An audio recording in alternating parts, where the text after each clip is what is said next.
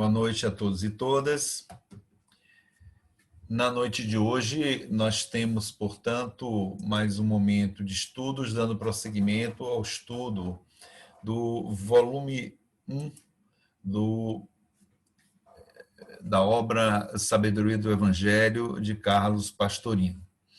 E na noite de hoje, nós vamos estudar o nascimento de Jesus e a anunciação dos anjos, dando seguimento às nossas discussões sobre essa visão mais profunda que Pastorino nos propõe em torno dos evangelhos. Então, temos aqui, na abertura hoje do nosso estudo, e estamos aqui na tela com o próprio PDF do volume do nosso Pastorino. Nós temos a citação de Lucas, capítulo 2, versículos de 1 a 20. E aqui tem que naqueles dias houve um decreto de César Augusto, entenda-se de Otávio, para um recenseamento. O recenseamento foi antes do que se fez no tempo em que Quirino era governador da Síria. Todos iam alistar-se, cada um a sua própria cidade, e José também subiu da Galileia, da cidade de Nazaré, à Judeia, a cidade de Nazaré, a Judeia. Né? Aqui houve um problema de revisão. Então, José subiu da Galileia, da cidade de Nazaré, até a Judeia, onde ficava a cidade de Davi, chamada Belém, por ser ele da casa e da família de Davi.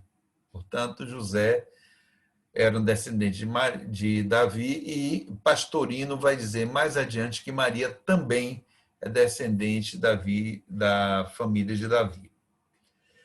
Maria aqui é tida como noiva ainda de José e estava grávida. E ali, estando eles, completaram-se os dias de Maria dar à luz. Teve esse filho primogênito, que o enfaixou e o deitou em uma manjedoura, porque não havia lugar para eles na hospedaria. Então, temos aqui a cena, o cenário, né? E as razões pelas quais esse cenário ocorre. E já conhecemos bastante da tradição. Entretanto, aqui a gente vê em Lucas uma precisão, uma maior precisão histórica, não é? Porque ele traz-nos dados mais precisos sobre em que momento isso ocorreu. Não é?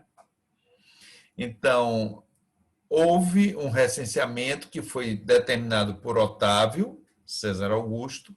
César Augusto é mais um honorífico, né? Mas César Augusto, imperador, tinha por nome Otávio. Então, Jesus nasce no tempo de Otávio.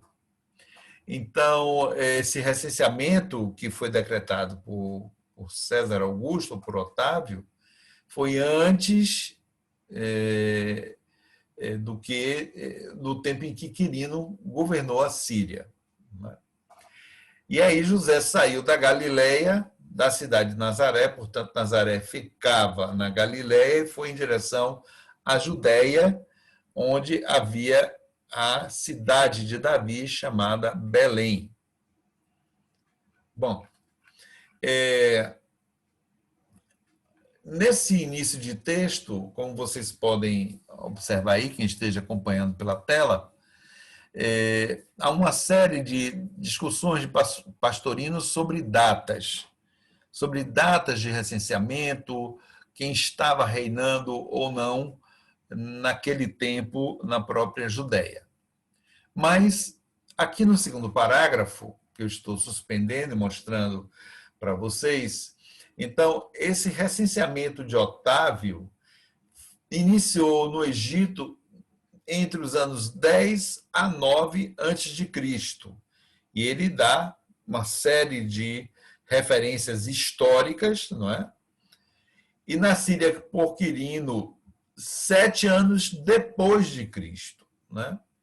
Então, fazendo as contas, ele acredita que a data ou o ano real de nascimento de Jesus foi 7 anos antes do que a gente comumente atribui. Portanto, Jesus seria 7 anos mais velho do que realmente nós atribuímos.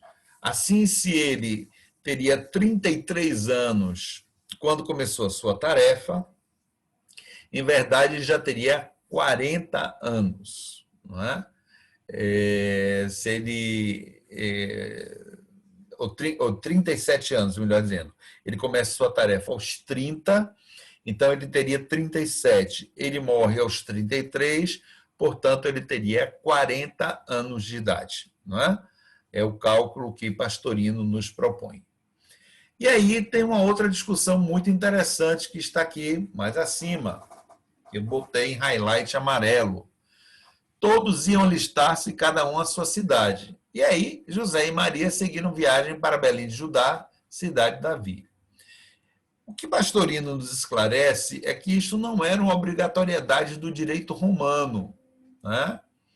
E provavelmente não houve essa situação porque Belém não era a cidade do município de Nazaré e José morava em Nazaré, não é?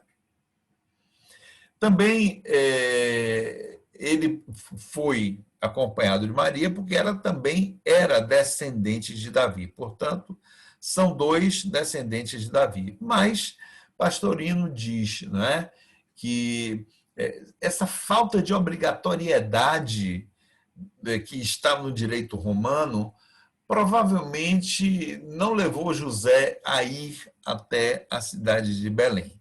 E mais adiante a gente vai ver por quê. Bem, outra coisa, né, que ele também assevera para a gente, baseado em Êxodos, ou seja, nas características do Êxodos, é que Jesus era o Becor, ou seja, Jesus era uma espécie de primogênito, era um primogênito, né? É isso que significa o Becor, o que não quer dizer que necessariamente viesse a ter outros filhos, não é?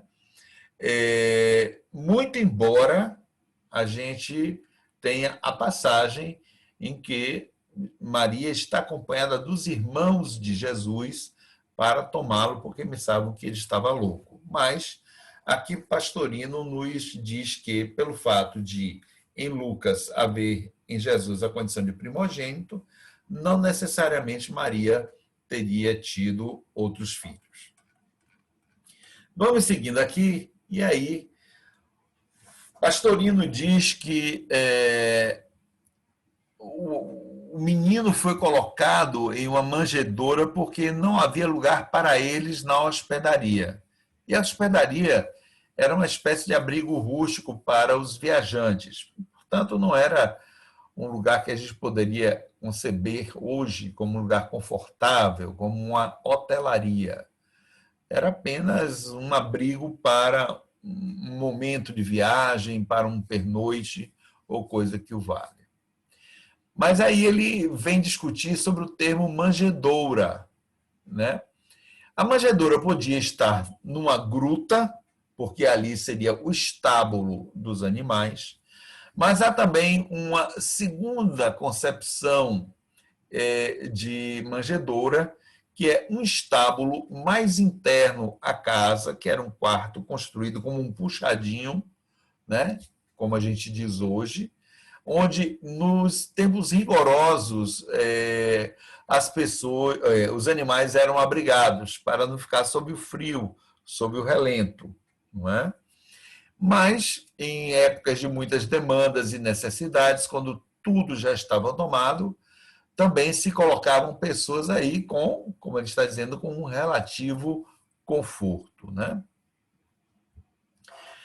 Pastorino chama a atenção aqui, baseado, né, na patrologia grega de Orígenes, na patrologia latina de Jerônimo, que para dar consequência às profecias de Isaías e de Abacuque, né, A manjedoura aqui foi entendida como um estábulo em que havia um boi e um jumento, porque esses profetas teriam dito, né, que serás conhecido, ou seja, o Messias será conhecido no meio de dois animais, né?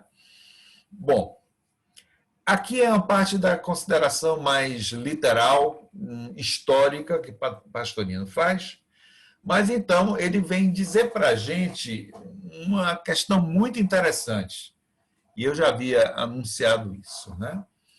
De que os romanos eles eram muito pragmáticos, né? Eles eram muito inteligentes na administração das coisas, eram muito práticos.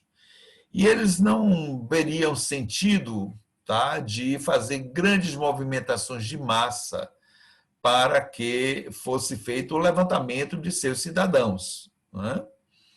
Então, tirar gente da Galileia para levar até a Judéia ou vice-versa, fazer esse movimento intenso de massas, não seria um fato inteligente na parte da administração romana.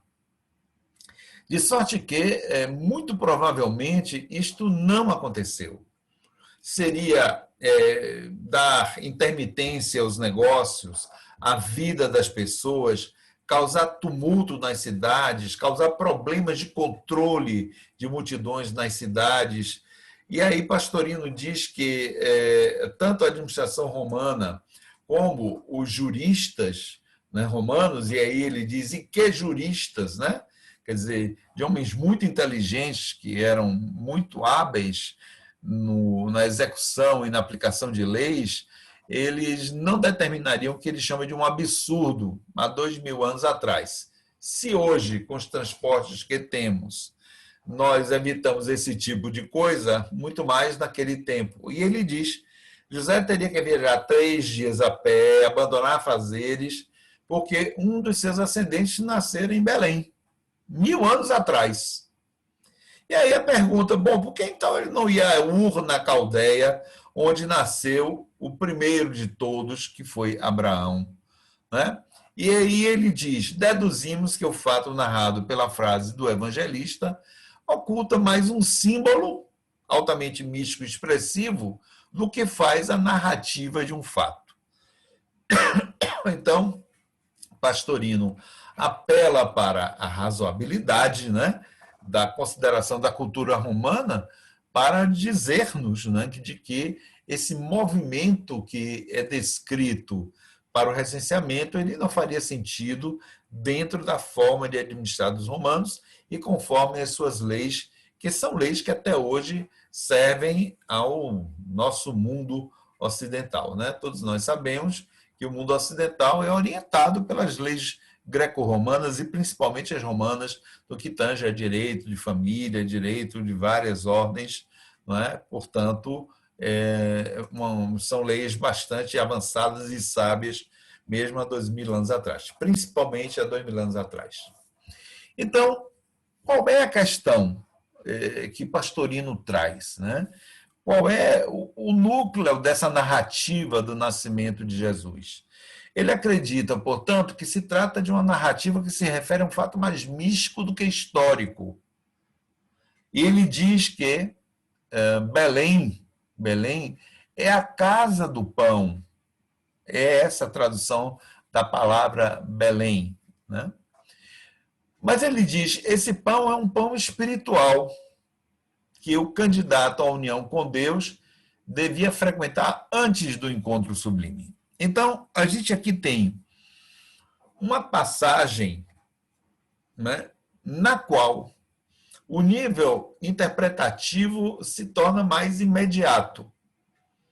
Ou seja, Pastorino abandona a faticidade da narrativa, mostrando que ela não é factível, que ela não pode ser entendida como factível, para lançar a narrativa em um dito ou em um ensino mais profundo. Ou seja, Aqui, no nascimento de Jesus, a narrativa em Lucas já vai apontar direto para essa condição de uma profunda consideração mística e espiritual. Belém é a casa do pão, a casa do pão espiritual, ou seja, daquilo que é necessário para nos alimentarmos, do que precisamos nos alimentar para realizarmos o encontro sublime. E é nessa escola em que absorvemos o pão espiritual que quem quer realizar o processo unitivo, tá, precisa nela se alimentar. E aí, intelecto, José, que a gente já estudou, né? José traz a simbologia do intelecto, da razão. Maria está no campo da intuição, ou seja, intuição, aqui não é no sentido, sempre repisamos isso, não é no sentido da intuição mediúnica. Intuição é uma outra forma da percepção das coisas espirituais, da relação com o divino se dar, né? Que não é pela via da racionalidade, mas por uma via da entrega, que é o que caracteriza Maria enquanto simbologia da intuição. E Maria, ou essa intuição pura, virgem, estava grávida, né, da realidade do Espírito. Observem que Pastorino aqui está botando grávida entre aspas. Ou seja, essa gravidez de Maria, relatada como um fato biológico, no plano da percepção ou da consideração das coisas místicas, como está fazendo Pastorino aqui, é uma outra gravidez, que não é própria de uma mulher, de uma fêmea humana, ou como se queira. Essa gravidez é a gravidez do espírito, que busca as coisas espirituais, que busca esta união com Deus. Então, se o intelecto processa as informações, o conhecimento, a cognição das coisas espirituais, para, através da racionalidade, entender essas proposições, é a intuição que avança sobre esse conhecimento cognitivo, que penetra verdades mais profundas pela via do espírito. E aí, quando compreende essas realidades sublimes, está se preparando para receber o filho da união entre intelecto e intuição, que é a iluminação, que é o esclarecimento, que é a compreensão da vida, que é a iluminação espiritual. Então, Maria estava pejada de ideias e sensações espirituais, ou seja, quando se está grávido no espírito, quando se está em uma conexão mais profunda com o divino, embora ainda não tenha sido tomado por esse divino, fica-se realmente cheio de ideias e sensações espirituais, preparando-se devidamente nesta casa do pão, nessa escola iniciática para o nascimento do menino. E que menino é esse? Novamente observemos aqui, tá? O que Pastorino nos coloca. Nascimento do menino, entre aspas. Ele nos coloca aqui, ó, como sendo o menino que há de vir. Esse menino que é a iluminação, que é o menino amor, que é esta criança que vai nascer da união entre intelecto e intuição. E ele esclarece: Belém de Judá era a cidade de Davi. Traduzindo tudo isso assim, olha, a casa do pão de louvor a Yahvé, que é isso, o que significa Belém de Judá. Belém de Judá traduzido é a casa do pão espiritual de louvor a Yahvé, era a cidade do bem-amado, Davi, o santuário do amor feito homem. Então, este nascimento do menino é o nascimento do amor, e aqui é um amor que está revestido de uma santidade, de um profundo amor, é o que podemos chamar do amor transpessoal pela humanidade, mas que se faz homem, ou seja, que se faz dentro do espírito que está encarnado no homem, ou isto também pode acontecer, obviamente, em plena espiritualidade. Bem, então, a ida de José a Belém, a cidade dos antepassados, diz Pastorino, ainda continuando, né, esta visão mística, exprime uma rememoração das vidas anteriores, uma visão de conjunto de todo o caminho evolutivo já percorrido pelo espírito, que antes deste momento final da iluminação, de o santuário do amor, ou este amor, este amado de Deus fazer-se homem, ele deve remontar às origens mais remotas, a partir do momento em que penetrou o reino nominal. Isso é muito interessante, né, que Pastorino está nos trazendo, né? É uma verdadeira proposição. Ou seja, antes da gente fazer, quando o fizermos, né? Quando o fizermos, essa entrada final na condição do amor incondicional, do amor crístico, da compaixão crística, das condições mais profundas de cristicidade, está nos dizendo ele, não é? Está nos propondo ele, que nós deveríamos fazer toda uma revisão da nossa vida passada, desde que entramos no reino nominal. É como se a gente tivesse que fazer uma avaliação da vida. Observem, aqui o que Pastorino está dizendo não é aquela rememoração que temos antes de desencarnar, que às vezes alcança algumas vidas passadas. O que ele está nos dizendo é uma coisa muito mais ampla. Ele está nos dizendo que provavelmente nós vamos precisar fazer uma revisão muito mais profunda. Levaremos um tempo vendo os nossos antepassados.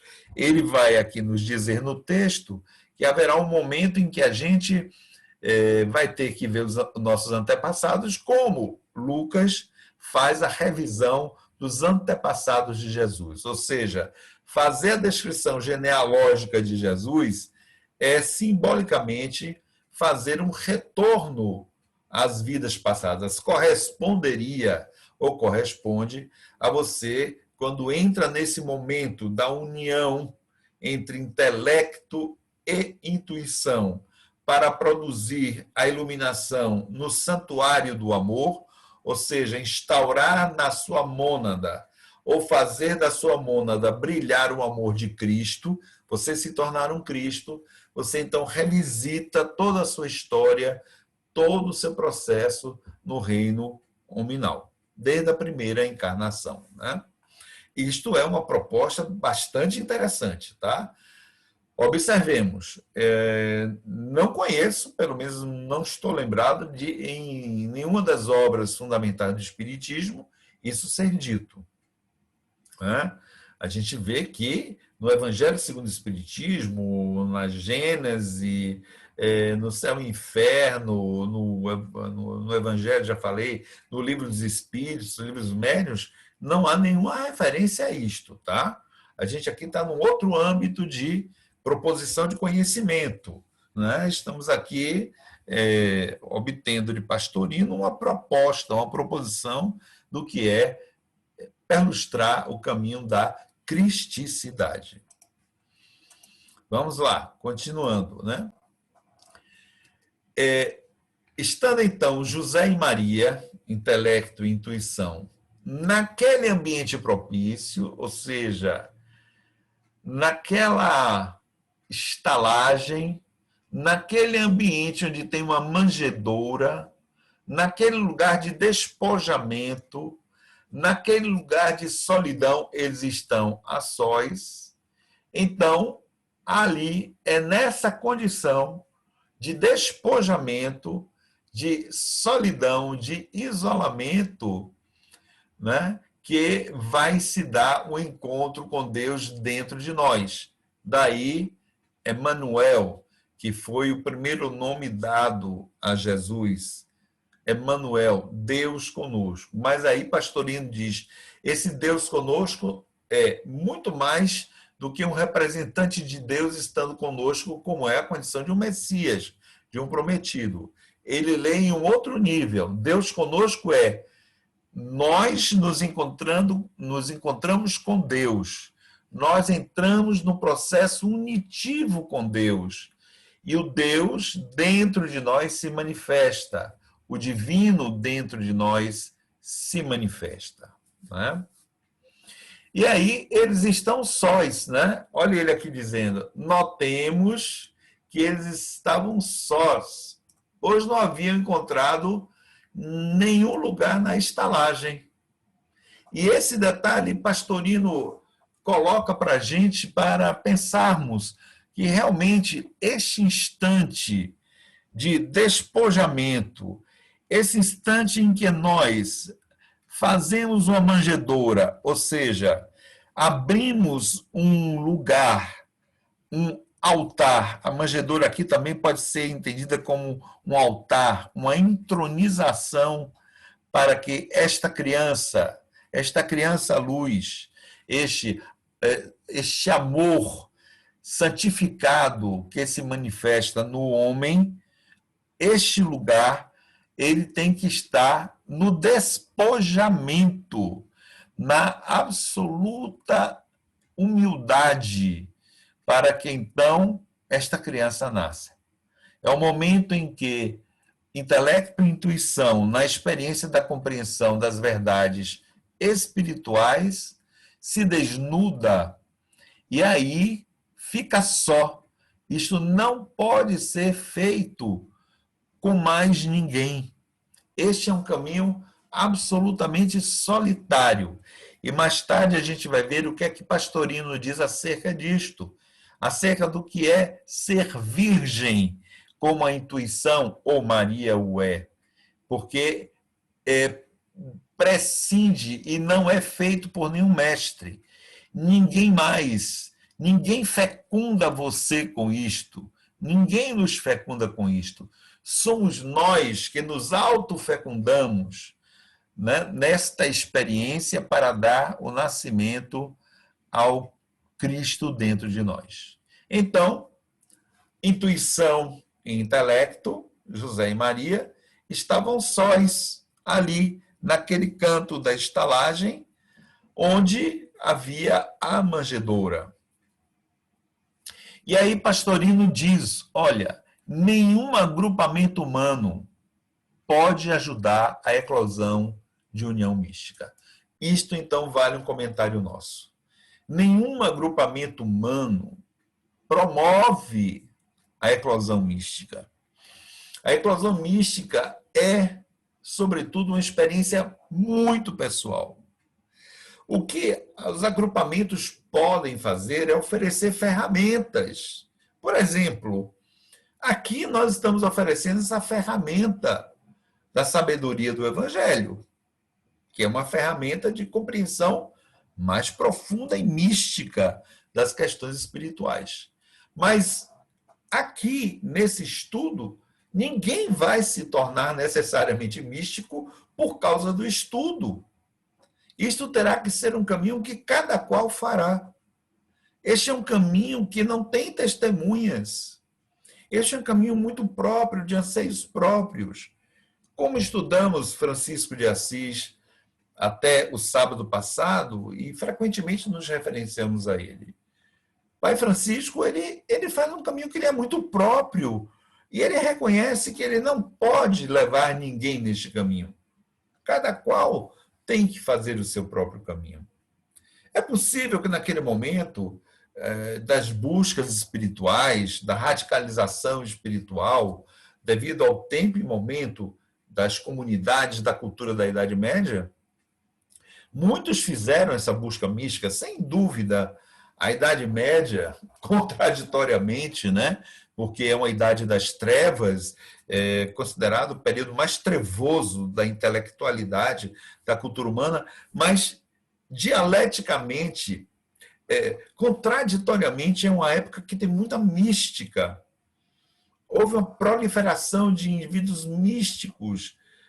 Nesta obscuridade, houve eclosões de luz, de claridades espirituais tremendas, né? Aqui temos o próprio exemplo de Francisco de Assis, de Clara de Assis, mas de muitos outros místicos, Mestre Eckhart, muitos franciscanos, como Bernardo de Assis, e outros, e outros, e outros, que foram verdadeiros místicos. Ou seja, embora o tempo e a cultura não fossem propícios, essas pessoas tiveram uma busca tão profunda, quer dizer, houve uma conexão tão profunda com este divino dentro de si, a busca dessa conexão, que eles viveram essas experiências e abundaram os místicos até basicamente o final da Idade Média e início da modernidade, né? Que os dois grandes últimos místicos da Igreja Católica que temos notícias foram justamente Teresa de Ávila e João da Cruz. Então, a gente vê que são condições específicas. Senão, todos os franciscanos teriam tido disciplinas para serem pessoas iluminadas e místicas, não são. Senão, os carmelitas, todos eles seriam místicos e não são. Nem todos o foram, pode ter alguns em diversos graus, mas nem todos o foram. Entretanto, floresceram Teresa de Ávila e João da Cruz de forma extraordinária. Não é? Então, os agrupamentos, as ordens, os monastérios não fazem pessoas cristificadas, não fazem pessoas unitivas com Deus. Elas dão as ferramentas, mas cada qual tem que se responsabilizar por este processo. Cada qual tem que fazer esta busca que é muito individual. Esse ensino pastorino é extremamente importante porque ele não está atribuindo a grupos religiosos a responsabilidade da iluminação, não é? Ele está dizendo que é uma responsabilidade, uma busca muito própria. Então, o intelecto e a intuição se afastam de todos, não é? Ou seja, o indivíduo que está com o intelecto e a intuição voltados para as coisas divinas se afasta, precisa se afastar do burburinho.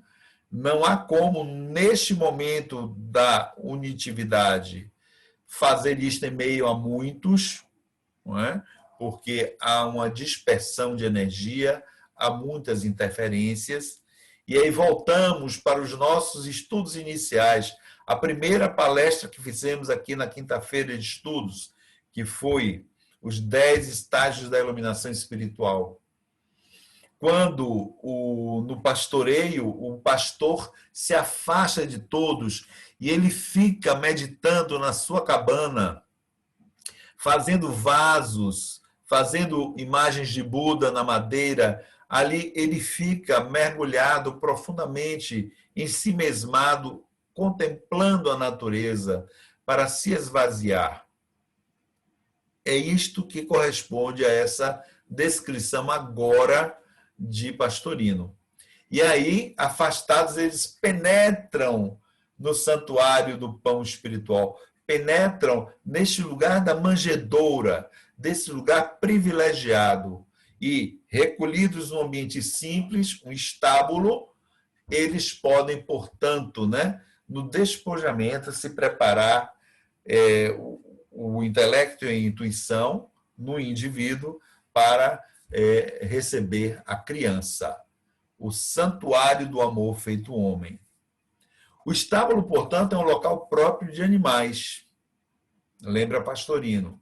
E o encontro se dá quando o espírito se encontra no corpo animal. Isto é, o corpo denso, constituído de células, que são verdadeiros animais para o espírito e para o eu profundo.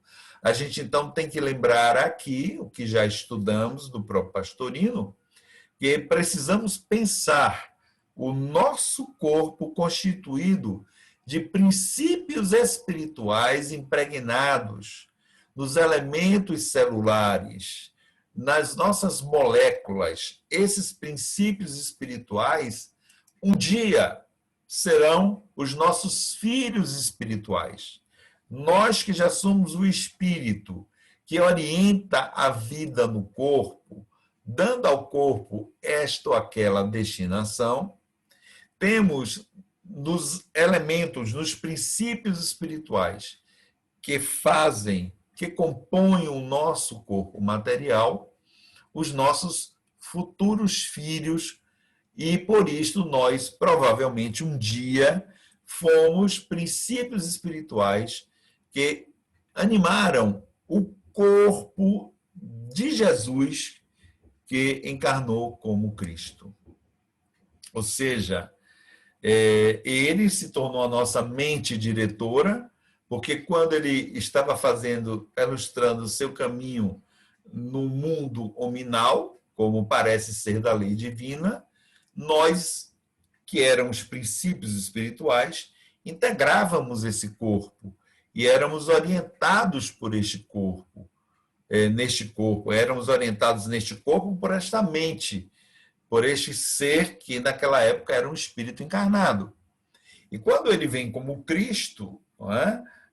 Nós então, agora, como espíritos, que usamos o livre-arbítrio, que usamos o nosso intelecto, seguimos o seu caminho, seguimos a sua orientação, embora ainda muito rebeldes, ainda muito resistentes, como às vezes como nós vemos em nosso corpo, certas células que são rebeldes, certas células que são resistentes. Não é? Então, a gente vê aqui o significado da questão 540 do Livro dos Espíritos. Tudo em natureza se encadeia, desde o átomo até o arcanjo, que por sua vez já foi átomo. Não é? Tudo está devidamente encadeado, tudo forma um grande todo harmônico, embora às vezes nessa harmonia possa haver algum caos. Sigamos.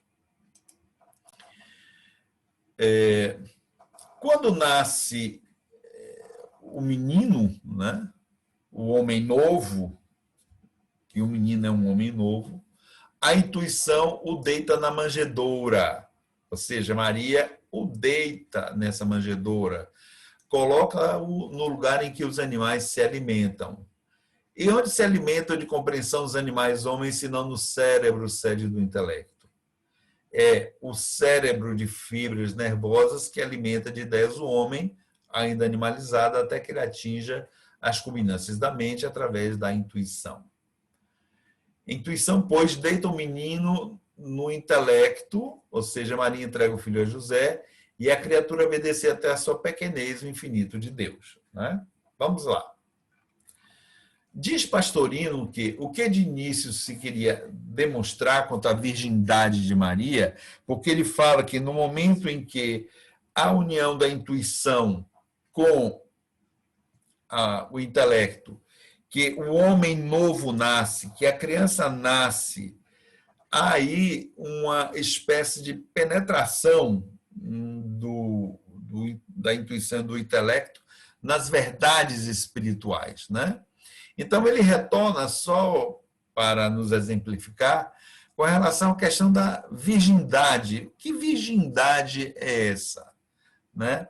Então, ele diz, as igrejas cristãs envolveram Maria na virgindade. Mas o que ele diz, se queria demonstrar, porque é a realidade, é que o encontro com Deus só pode dar-se virginalmente. Ou seja, esse encontro com o divino, essa posição do homem novo, nascendo na manjedoura, como sendo o santuário do amor, feito homem, homem novo, homem que desperta para a realidade divina no encontro místico, isto só pode ser virginalmente, no sentido de que ninguém pode interferir. E ele diz, nenhum mestre pode produzir no discípulo o encontro místico. Só a centelha divina, só o espírito da própria criatura é que realiza o nascimento.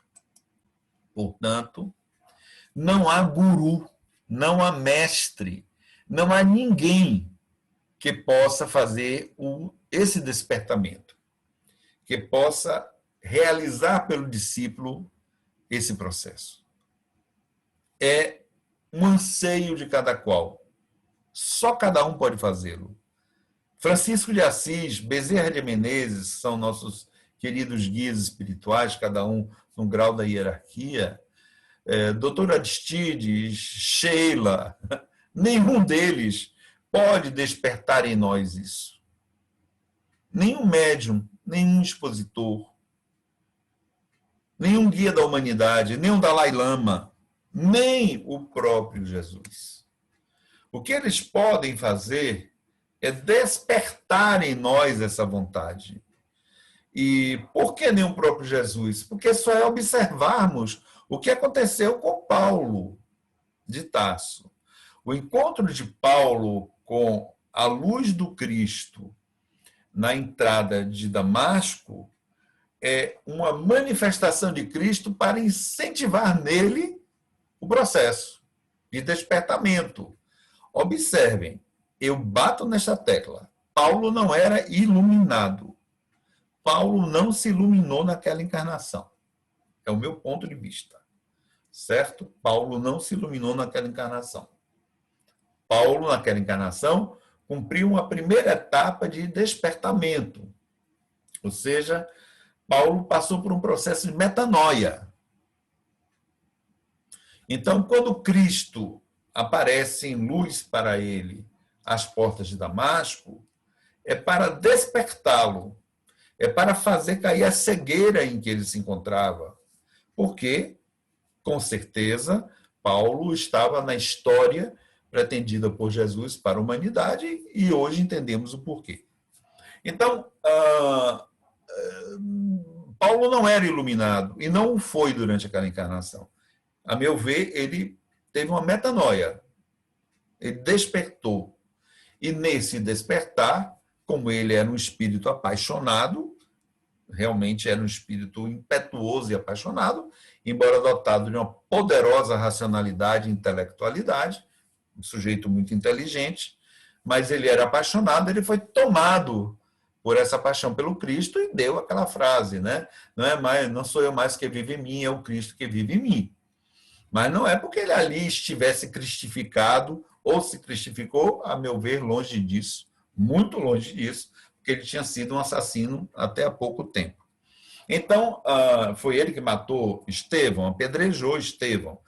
O motivo que ele fez era dar fervor. Não, isso não desculpa. Da mesma forma que o que é a minha hipótese, que alguns estão adotando, alguns companheiros, a minha hipótese é que Francisco de Assis ainda sofreu os problemas como João Batista, que sofreu os problemas como Elias Tesbita. Então, não passa assim, não é? Não é de uma hora para outra que as coisas estalam. A lei divina, ela é misericordiosa, mas ela também tem suas cobranças e tem seu tempo. Né? Então, Paulo, ele naquele momento foi tomado por essa luz, realmente abriu a sua mente, clarificou suas ideias, tomou consciência de coisas que ele precisava fazer, como Francisco tomou consciência, né, na sua encarnação como Francisco, né, no encontro com o crucifixo bizantino, que dizia para ele: Francisco, reconstrói a minha igreja, né? Ele interpreta como sendo reconstruir a igreja de São Damião, e na verdade era a reconstrução dele, porque ele tinha, durante 23 anos de sua vida, praticamente mergulhado numa ruína moral, tendo em vista que ele era uma seta na outra vida, né? A gente vê aí o véu da encarnação abafando os pendores, mas o impulso do espírito se sobrepôs aos problemas daquela vida dissoluta que ele estava vivendo até então. Então, o espírito de João de Elias, né, que é ele, se impõe sobre os preconceitos e demandas da época. E ele aí se santifica na busca radical que ele faz pela identidade com Cristo, né? E Paulo é a mesma coisa, quer dizer, toma conta de si mesmo e aí vai em busca de outras aspirações, fazendo esse perlustrar brilhante que realmente precisamos atribuir a ele, embora ele fosse um homem problemático, machista, não venceu os preconceitos de sua época, cheio de ideias que acredito nem o próprio Jesus o teve, porque Jesus admitia mulheres no seu meio e Paulo mandava separar homens de mulheres, cobrir véu com a cabeça, enfim, certas práticas que provavelmente ele achou por bem, mas que a gente considera hoje positivamente machista, ao passo que Jesus realmente mostra seu avanço sobre o tempo, né? Porque Jesus não foi machista. Então, certas coisas de Paulo são muitos avanços, mas é isso, é uma mudança temporária. Então, Paulo não é um iluminado no sentido mais profundo da palavra, mas ele sofreu uma metanoia importantíssima, né, que realmente transformou sua vida naquele momento. Então, quando a gente tem, né, essa condição virginal, a gente vai ver que essa condição de ter um guru, essa condição de ter um espírito, coisa que valha, que te leve à iluminação, não é correta. Do ponto de vista místico, não. Não é? Isto aí precisa ser uma coisa que o próprio indivíduo procure. Então, só ele próprio vai poder promover o encontro místico. E aqui diz Pastorino, só a centelha divina, só o espírito da própria criatura que realiza o nascimento. A concepção é realmente virginal e produto de um espírito, não por obra de um homem. Então a gente vem aqui ele retomar o conceito da virgindade de Maria, partindo de um outro princípio. Essa virgindade é a virgindade da busca unitiva, da busca da união mística com Deus, em que não pode ser produzido por um outrem. Você tem que fazer uma partenogênese, é você em si próprio, como se autofecundasse, né, buscasse fazer isto. E esta autofecundação se dá através do quê? Da união do intelecto com a intuição, da razão com a intuição. É esta fusão que vai dar a possibilidade do nascimento desta criatura iluminada. E este não é um processo de uma razão razoável e uma intuição razoável, por favor, porque senão todo mundo poderia ser facilmente iluminado. Isso precisa de uma busca muito profunda, isso precisa de uma busca muito sincera, de um desnudamento. Lembremos da estrebaria, lembremos do lugar em que a intuição e o intelecto se juntam. Aquilo é o despojamento, implica no despojamento egóico. Significa a renúncia egóica. Só podemos encontrar esta união, esta fusão, esta relação profunda que gera um novo homem no despojamento. Por isso que a gente pode acreditar que Francisco de Assis viveu, eu não arriscaria dizer uma fase pré-crística, acho que não seria ainda o caso, mas ele viveu uma fase em que justamente a razão e a intuição, o intelecto e a intuição, e muito mais a intuição, né, preponderou sobre ele. E por isso houve essa iluminação. E por que a gente pode dizer que Francisco foi iluminado? Por esta atração que ele exercia sobre os outros, né? Porque a gente vai ver como Pastorino diz como é esta pessoa iluminada, como é que a gente pode reconhecê-la. Vamos adiante.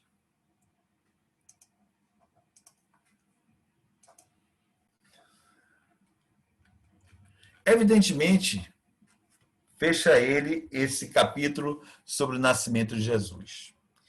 Evidentemente, olha só como ele sintetiza, olhem só como ele sintetiza magistralmente. Efetivamente, evidentemente, o nascimento só poderá dar-se quando se completarem os dias. Ou seja, quando o amadurecimento espiritual tiver chegado a termo. Antes não advém. É preciso que espiritualmente o indivíduo amadureça encarnação após encarnação, canse do seu egocentrismo, canse do seu egoísmo, que realmente possa liberar-se do peso imenso dessas capas que o envolvem, que ele se agarra tanto, mas que o faz sofrer. Neste momento, como aconteceu com Francisco, como aconteceu com Paulo, quando Paulo tirou as capas do perseguidor, as capas do advogado, do promotor, do sinédrio, que é esse o cargo correspondente que ele ocupava.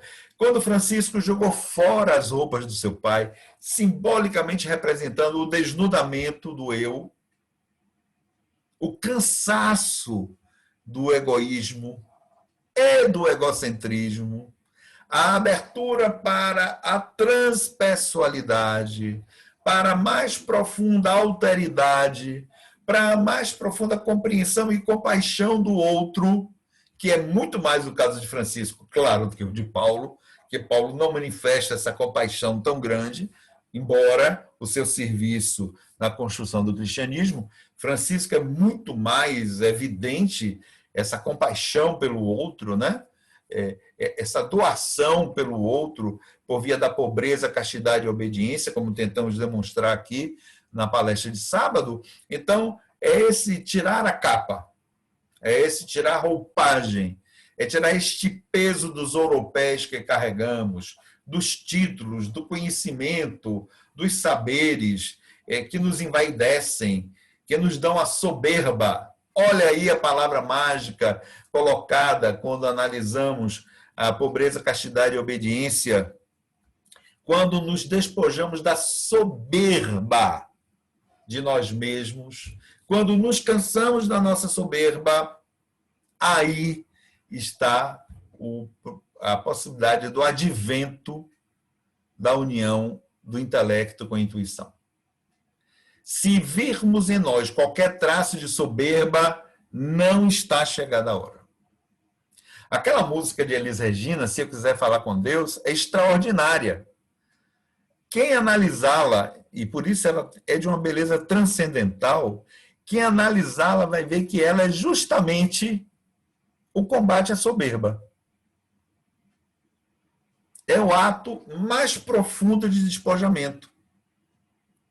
E quando você faz esse despojamento absoluto, completo, de todas as capas, lembremos, o nó das gravatas, os castelos, os sapatos, tudo.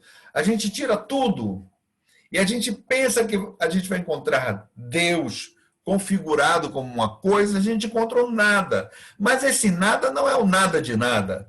É porque não é nada daquilo que eu pensava encontrar, porque Deus é outra coisa. Deus, misticamente falando, é uma experiência. Não é um homem que a gente vai encontrar. Não é uma imagem sobre a qual a gente vai se ajoelhar, se debruçar e fazer uma reverência profunda, como pode ser o nosso encontro com o Cristo, dado que o Cristo é criado e é uma espécie de humano. Mas Deus não.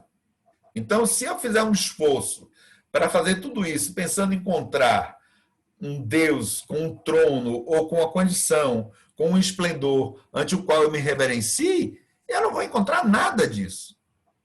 Nada do que eu pensava encontrar. Eu vou encontrar uma outra coisa. Porque Deus, a gente só sente, como ensina a sabedoria zen, né? No vazio. Para nós isso é difícil de entender, porque nossa racionalidade pensa no vazio como um nada. Mas os espíritos nos dizem, o nada não existe. A gente tem que compreender o nada como uma outra coisa. Mas a nossa dificuldade linear, horizontal, maquinal do Ocidente não nos possibilita isso, infelizmente. É uma das coisas das quais também precisamos nos libertar. Não é? Aprender a pensar misticamente, ou seja, a procurar em um outro lugar, de uma outra maneira, o pensar místico. Para isso, a gente está começando, primeiro, aprender que nós somos espíritos pela via do espiritismo. Então, imaginem que nós estamos numa fase muito primordial, dentro do espiritismo, que é um avanço, a meu ver, extraordinário em relação às demais denominações cristãs. O espiritismo está a 100 quilômetros, 200 quilômetros, 1000 quilômetros avante, a meu ver, do catolicismo, protestantismo, olha, milhares de quilômetros. Mas, ainda assim, os seus ensinos estão nos colocando no início da compreensão dessas coisas. E vejam a dificuldade que a gente tem para aprender. O custo que é para nós frequentarmos grupo de estudos, reuniões doutrinárias, ouvir para esse estudo. A gente vai se distrair com outras coisas do mundo. Provavelmente as pessoas estão mais preocupadas se Trump vai ganhar ou não, se Biden vai ganhar ou não. Ou com a Black Friday, sei lá que dia. Não é? Porque a gente está ocupado com outras coisas. Estamos distraídos com outras coisas, que ganham uma importância muito maior. Então vejam como nós somos ainda extremamente primários. Por mais hábeis que sejamos na pregação espírita, no conhecimento espírita ou nas teologias, somos muito primários. Muito primários. Somos verdadeiras crianças espirituais.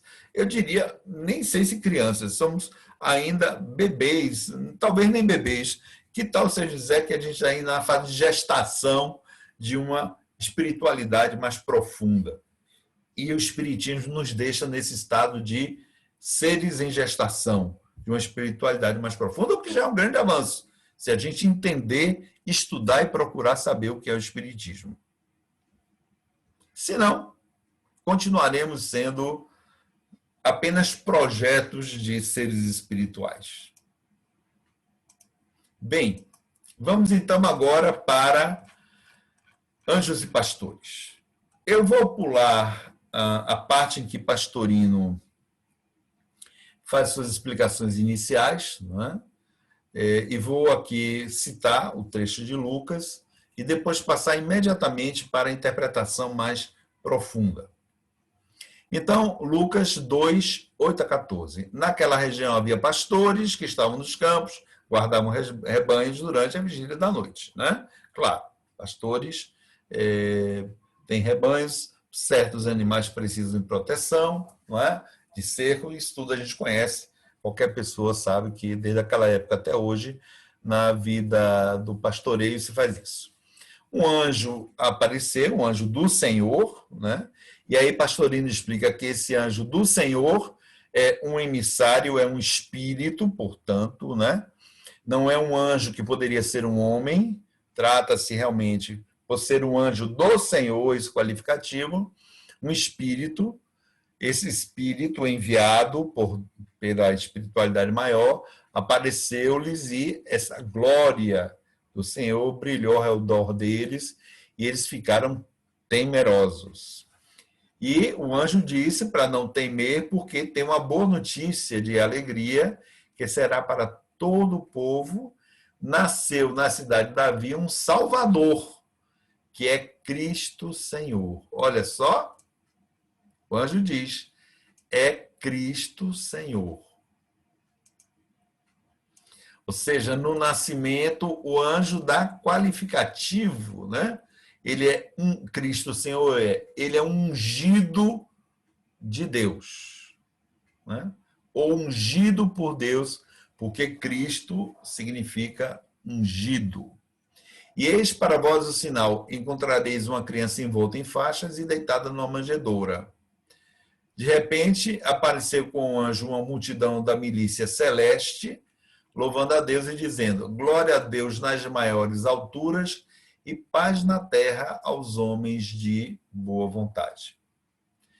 Bom, aí Pastorino explica rapidamente, né? Eu vou apenas colocar isso para a gente ver como a coisa considerada do ponto de vista histórico da realidade muda um pouco a narrativa, né?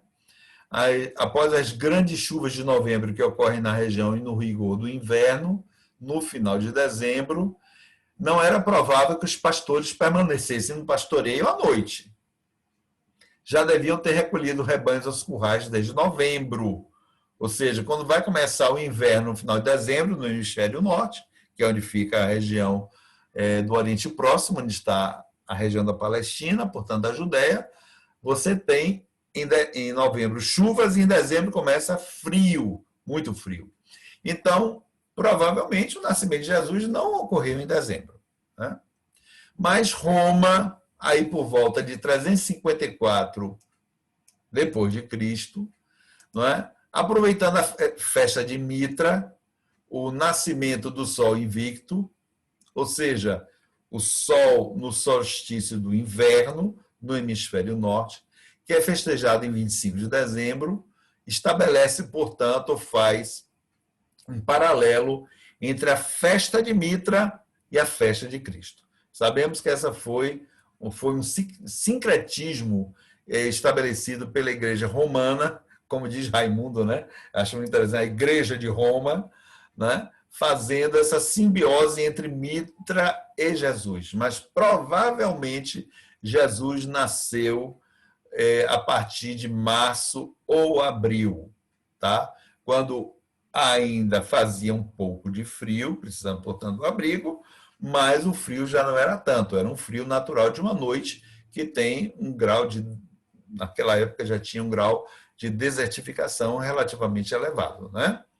Então, não se trata de dezembro realmente a data de nascimento de Jesus. Então, ele vai fazer aqui uma série de considerações que eu acredito não aproveita muito para a gente, porque se trata de discussões históricas e filológicas que não são importantes.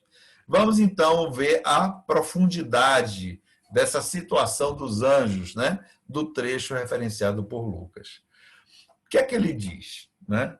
Verificado o encontro, quer dizer, dado que a criança nasceu, dado que o santuário do amor se fez homem, né, em que houve o encontro e o nascimento, nascido do encontro entre intelecto e intuição, né, que se realiza no mais oculto do coração, portanto, a estrebaria, portanto, a manjedoura. Embora este ainda esteja mergulhado no corpo animal de carne, estrebaria, onde tem animais, o recém-nascido é colocado no intelecto, que alimenta de luzes o corpo animal na manjedoura, e daí expande suas luzes para todo o corpo, né? Bem, e ele diz, o encontro se dá na célula mônada. E aí ele dá uma interessante localização. Olha só, o encontro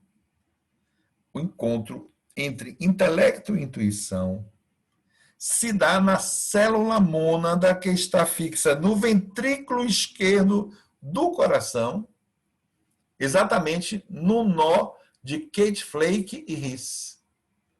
Olha só onde ele dá essa localização. É aí que está a nossa célula mônada. O que é essa célula mônada? É aquela mônada, aquele elemento espiritual em nós que faz a nossa conexão com o divino, com o Cristo em nós. Então, ele dá uma localização física para isso. E aí, o sangue, que são os pastores que entram na estrebaria, que entram no corpo humano, que fazem circular, poderá dar conta desse nascimento ao encontrar um menino espiritual, porque há um impacto da presença desse amor transpessoal agindo por todo sobre o corpo. Ou seja, o corpo do indivíduo, e lembrem que esse processo se dá necessariamente, afirma Pastorino, no campo da encarnação, ou seja, precisa encarnar para passar por esse processo. Para a finalização desse processo é preciso a encarnação. Então, é preciso que a matéria, o corpo, o sangue que circula e dá vida ao corpo, que transporta tudo que é necessário para a vida do corpo, seja afetado, se dê conta da presença desse menino, desse homem novo espiritual. E realmente, quando há um encontro, quando há essa comoção do indivíduo pela presença pela presença dessa iluminação, todo o corpo do indivíduo se ilumina. É como se os nossos pastores, as nossas células, o nosso sangue fizesse circular esta informação. O corpo se transporta. É por isso que São Francisco de Assis levitava, Clara de Assis levitava, Santa Teresa de Ávila levitava, os místicos levitavam, Bistum de Baiazar também levitava, João da Cruz levitava.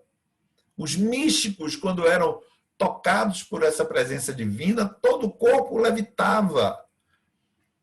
Havia uma circulação, né, de pastores do sangue, dos princípios espirituais, enfim, neste corpo, que comunicava, a partir da mônada, que guarda o lugar do encontro com o divino, portanto, na sede do chakra cardíaco.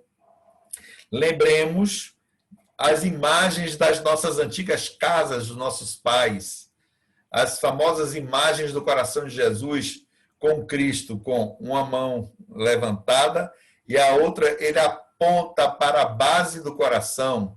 É isso que Pastorino está dizendo. Aquelas imagens são mais esotéricas do que pensamos. Eu estou dizendo isso porque na casa dos meus pais, meu e de Mara, que está aqui comigo, nós tivemos durante toda a nossa vida a presença desse quadro de Jesus, e a maioria das casas católicas, não protestantes, provavelmente, católicas, tinham essa imagem. Eu tinha no meu antigo apartamento, não trouxe para cá, uma réplica do que tinha na casa dos meus pais. Então a gente vê o Cristo levantado, né, com 3 dedos, e uma mão que fica apontando para o coração, né, e justamente na base do coração. E ali é o quê? O elemento do amor cardíaco, né? É o cardíaco quem expande essa energia da mônada divina.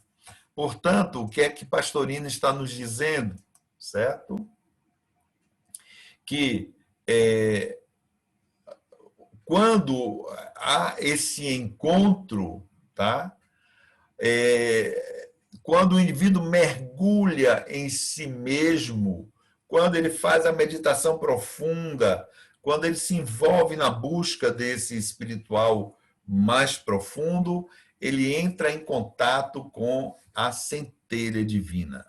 Então, só quando a mente desce ao coração, pode encontrar o eu profundo, a centelha, a mônada divina, que ali está em estado latente, mas que nascerá um dia. Mas para nascer, para a gente acessar esta condição do coração, precisamos retirar de nós a soberba e todos os males luciféricos que advêm da soberba. E aí ele diz: aqueles que experimentaram o encontro supremo percebem com iniludível clareza que sua circulação sanguínea se acelere e responde, olha aí, ao apelo de louvar a Deus. Que era o que Francisco fazia o tempo todo, gente. Louvar a Deus. Ele louvava a Deus por tudo. Tudo para ele era motivo de louvor. A dor, o mal, a doença, as belezas da vida. Esse estado de louvor, estado de adoração permanente. Lembramos da lei de adoração do Livro dos Espíritos, né? Esse estado de adoração permanente, esse voltar-se para Deus no estado de contemplação e de embebimento pela beleza da criação, pela sua sabedoria, por tudo que comporta na vida, né? Então, de modo geral, é nessas circunstâncias que percebemos a diferença entre um corpo comum e um corpo de uma seta, totalmente espiritualizado, embora ainda sujeito a todas as vicissitudes e necessidades carnais. De qualquer forma, no entanto, o próprio corpo do místico irradia, através da carne, a espiritualização interna. É isto que aconteceu com Francisco de Assis. Ele não deixou de ter vicissitudes da carne, ele viveu com ela até a sua morte. Entretanto, como uma seta, tresandava dele o que eles, os seus contemporâneos e quem se aproximava dele, chamavam de o ar, o perfume da santidade. Havia nele um olor, um perfume, um aroma de santidade. Era a sua aura quando se expandia, né, a partir de um corpo magro, doente e esteticamente, como poderíamos considerar, né, feio, mas havia nele uma beleza interior, um algo que era cativante, né, porque ele tinha essa conexão com o divino. E claro que quando nós contactamos com pessoas assim, a gente sente, e claro, temos pessoas em diversos graus que já seguiram um caminho, né? A presença do Chico Xavier revelava isso, né? A presença de muitos místicos dizem, né, que transanda esse tipo de perfume que captura a pessoa, né? Não é que seja perfume, aroma registrado pelo nariz necessariamente, mas um algo que envolve, né? Aquele corpo tem um magnetismo, porque é um algo do divino que nele está presente, né?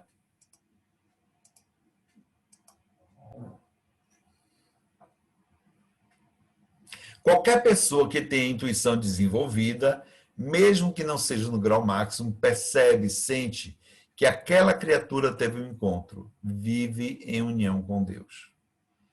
E a criatura que experimentou essa felicidade não precisa convocar discípulos, adeptos e sequazes. Todos a procuram espontaneamente porque a intuição lhes avisa. Os anjos do Senhor lhes revelam, sobretudo durante as vigílias da noite, isto é, nas horas penumbrosas da meditação e enquanto eles guardam rebanhos, ou seja, enquanto pacificamente cuidam de seus afazeres. Avisa-os intuitivamente. É verdade. Quando a gente vê que há uma pessoa que alcançou esse estado, há algo que nos atrai para ela. Ela não precisa nos convidar. Ela não precisa, venha. A gente sente a necessidade de estar com ela. A gente sente que na hora penumbrosa da noite, nas nossas vigílias insones de angústia, a gente tem naquela pessoa um depósito, né, de um algo que pode nos ajudar e nos consolar. Porque dela transanda isto que é de uma paz, de uma serenidade, mesmo que ela viva vicissitudes, problemas e conflitos, né? Mas há algo nela de uma paz, de uma serenidade que advém da conexão com o divino. E quando a procuramos, ela não nos chama, a procuramos, é porque sabemos que aquela conexão com o divino pode ser compartilhada e nos ajudar. Nós que ainda não temos essa conexão, naturalmente, né?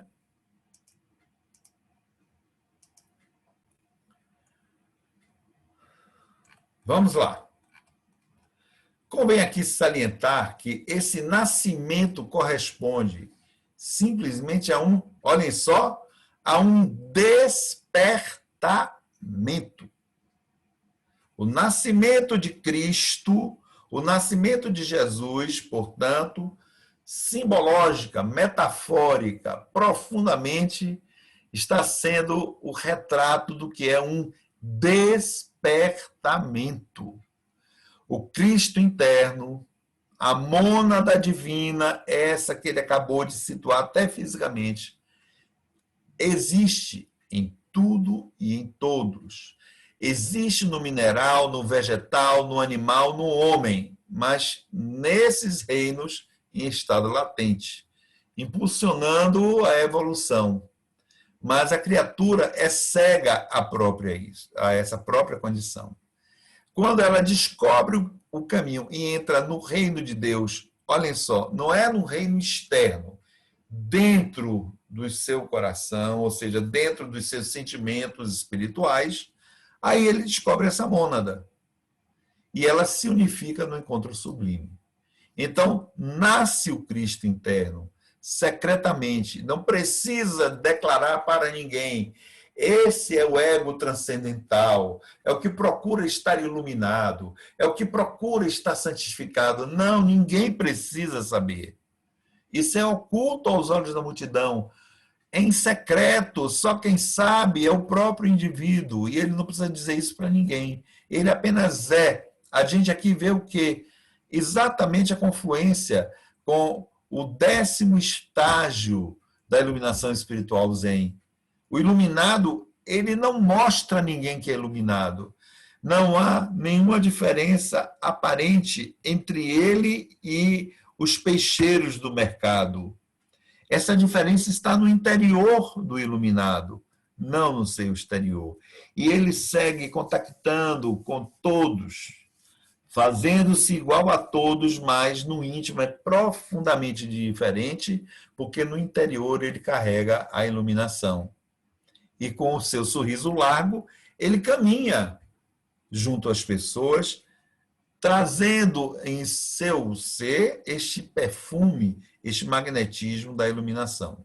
Então, é secreto, é oculto aos olhos da multidão, colocado num estábulo que é o corpo de carne e deitado na manjedoura, que é o intelecto alimentador por excelência do homem animal. Então, a gente vê que há aí esse despertamento. Trata-se de um despertar. E muito curioso, né? Não é à toa que Francisco de Assis, em Grétio, criou o presépio. Foi ele quem criou a noção de presépio. O que aconteceu foi que, uma vez, no Natal, ele queria prestar uma homenagem a Jesus. E era tamanha a sua busca pela presença, até física e material, desse Jesus, que ele pediu aos irmãos que encontrassem um lugar em Grétio para fazer uma manjedoura viva. Viva. Absolutamente viva. E aí, os irmãos foram providenciar uma caverna, um estábulo, e lá colocaram os animais balidos de ovelhas, o burro, o boi, e arranjaram pessoas, pastores da região, para fazer o papel de José e de Maria, pastores da região, e colocaram uma manjedoura. E aí, quando começou o ato de adoração da manjedoura, não é? Ele foi e deitou no lugar da manjedoura, para ele sentir em si, não é? O nascimento de Cristo. Como se ali, naquele ato, não é? Ele pudesse encarnar o Cristo. Não é porque ele se achava Cristo. Já vimos abundantemente que não. Ele não era dado essas vaidades. Era a transidentidade com Cristo que o levava a deitar-se ali para sentir-se como Cristo nascendo. Preenchendo, portanto, todo o sentido que aqui estudamos da proposta de Pastorino. Então, por aqui terminamos. Agradecemos a atenção de todos e todas por essa longa exposição e estamos aqui à disposição para discussões, esclarecimentos, complementos ou dúvidas, se também a pudermos tirar. Então, estamos aqui em aberto. Paz e bem a todos e todas e muito obrigado pela gentileza da atenção. Até agora.